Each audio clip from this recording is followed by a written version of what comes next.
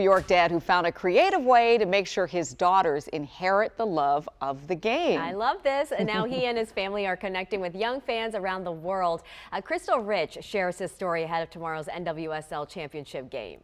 12 and 9-year-old Zosha and Franya Staniak are die-hard soccer fans. I was born a day late, and I tell everybody I was watching a soccer game in my mom's belly button. It's no wonder, since they were introduced to the sport as babies when their dad, Tomek Staniak, found a creative way to ease their cries. I'd get to hold them, put them to sleep, and we would watch Premier League games together in the mornings. But he was questioned on how he'd pass down his love of the game. Some people would say, "Are you going to try to have a boy? Because we know you love soccer." That was always such a crazy thing to say. I was like, my girls will love soccer. After noticing a lack of soccer storytelling podcasts, he created his own called Soccer Bedtime Stories. Hello, soccer friend.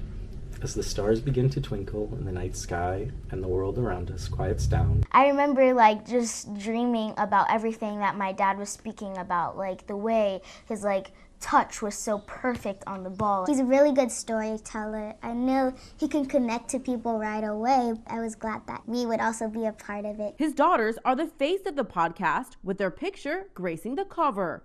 The episodes this season are about soccer icons, and it's capturing the attention of fans globally. People were reaching out from Ireland and Australia. I was really happy that I was part of kind of that movement of making the sport accessible to more and more people. Staniak even expanded one podcast episode into a book featuring his daughters. You don't see Zosha and Franya in books every day. Zosha and Franya are definitely not common names. Through his podcast and book, Staniak hopes more children will connect with the game. I want them to also embrace when they're listening.